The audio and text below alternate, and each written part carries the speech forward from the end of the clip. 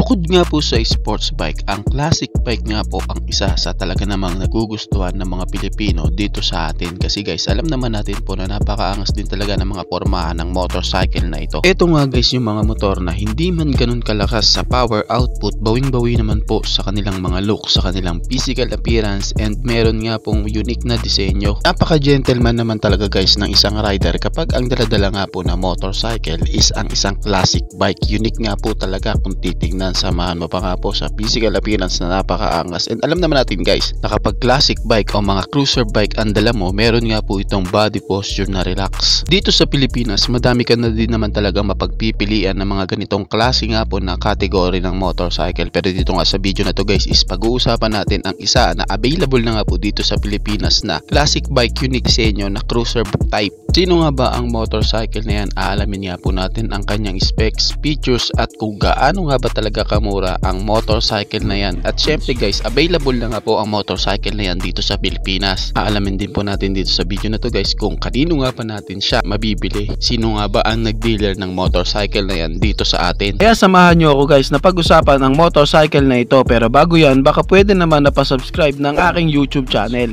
I-click mo na din ang notification bell para maging updated kayo sa mga susunod na i-upload ko. Guys, baka pwede naman na pa-like and follow ng aking Facebook page. Nasa description po ang link. Kaya make sure guys na tapusin nyo ang video na ito para malaman nyo ang information may kinalaman sa motorcycle na ito.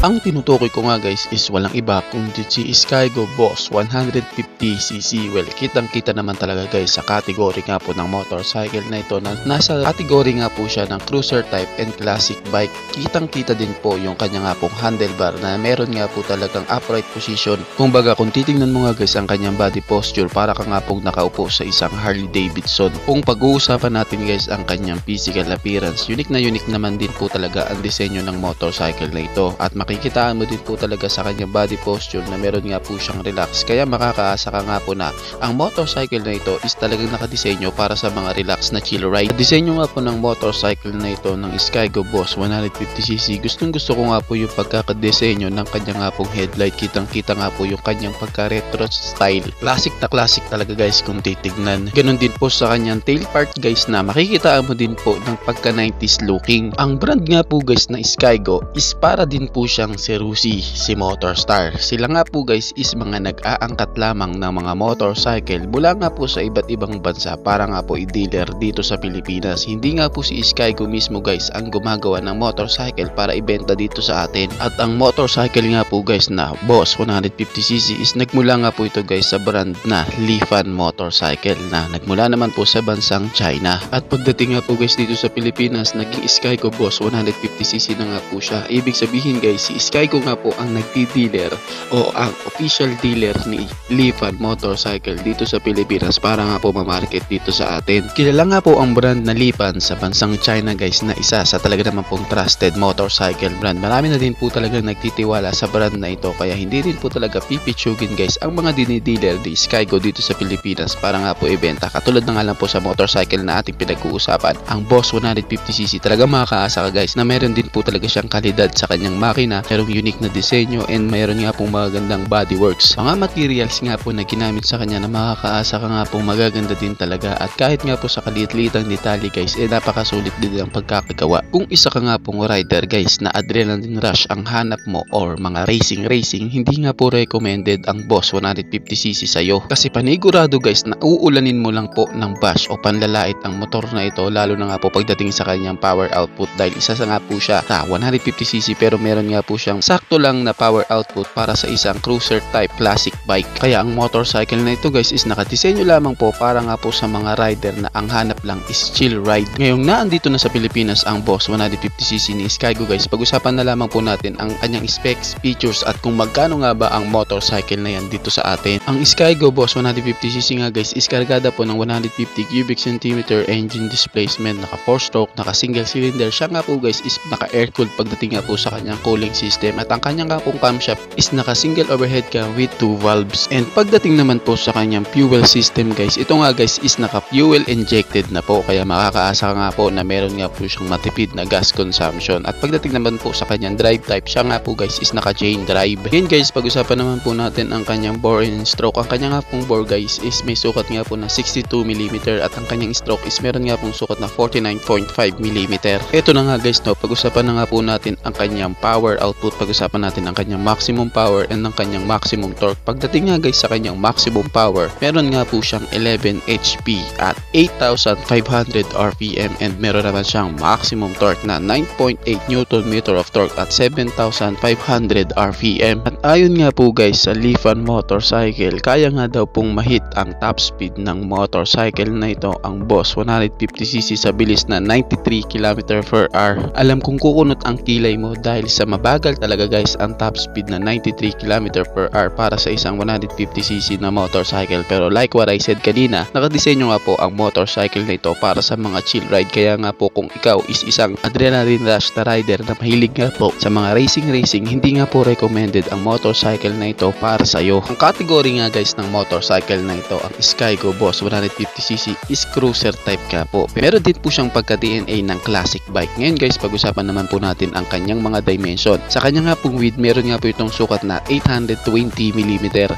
and meron nga po siya guys na dry weight na 129 kg.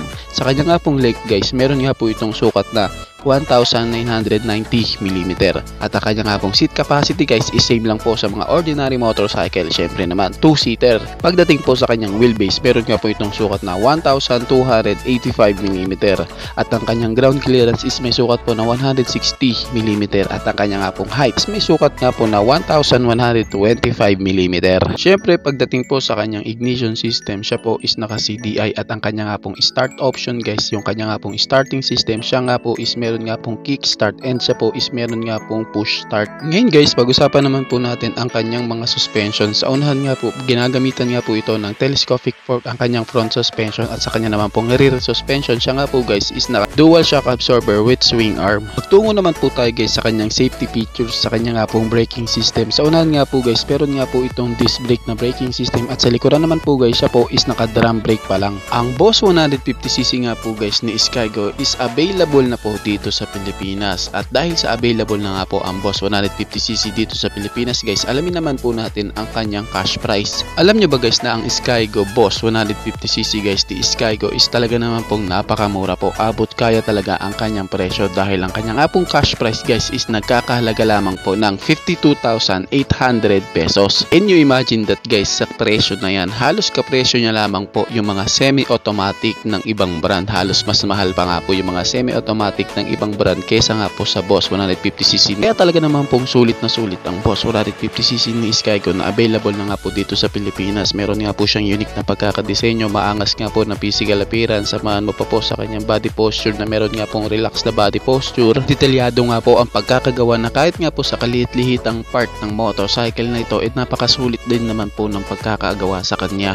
Samahan mo pa sa mga sulit na specs, samahan mo pa sa magagandang features, and syempre guys, meron nga po siyang affordable na presyo na nagkakahalaga lamang ng 52,800 pesos. Kaya talaga naman pong recommended talaga ang motorcycle na ito para dito sa atin, para sa ating mga kababayan naghahanap ka po ng motorcycle na meron nga pong futuristic design, unique at maangas nga po na physical appearance, samahan mo pa sa abot kayang presyo. Kaya pwede talaga po ang motorcycle na ito, ang Skygo Boss 150cc. Ayo guys, ano masasabi nyo sa motor na ito? Paki-comment naman ang inyong reaksyon. Maraming salamat po. Bago matapos ang video na to guys, baka pwede naman na pahihin ng isang like mula sa inyo bilang pagsuporta sa ating munting video. Maraming salamat po. pwede mo na ding i-share para din malaman ng iba nating mga ka-rider. Sa tingin ko guys is dito ko na lang po tatapusin ang ating vlog.